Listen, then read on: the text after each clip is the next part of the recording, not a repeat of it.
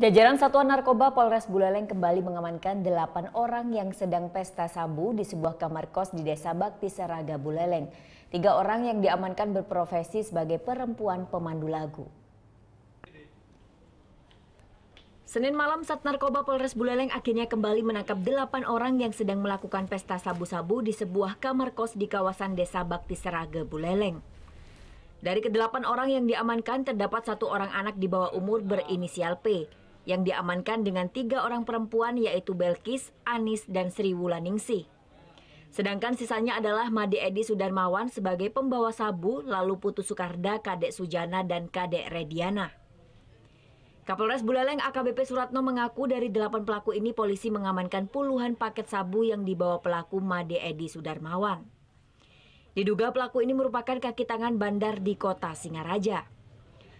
Tak hanya itu, pelaku Made Edi diduga juga kerap memanfaatkan 3 perempuan pemandu lagu tersebut sebagai kurir narkotika di tempat hiburan malam di Buleleng.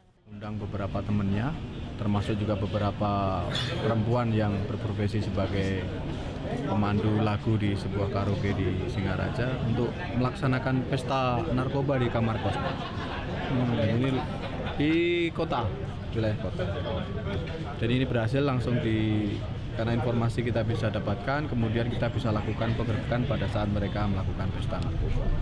Dan kemudian didapatkan di dalam, mereka benar-benar melakukan pesta karena hasil dari tes urin semua yang ada di dalam kamar kos tersebut positif.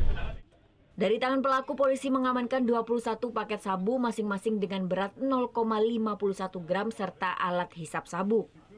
Ke-8 pelaku dijerat pasal 112 serta Undang-Undang RI Nomor 35 Tahun 2009 tentang narkotika dengan ancaman hukuman penjara 12 tahun. Putu Wijana melaporkan untuk NET.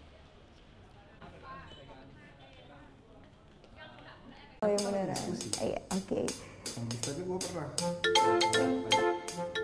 Nah, udah kan untuk beritanya, jangan lupa di subscribe, di like, dan juga di komen ya akun YouTube dari Net Bali.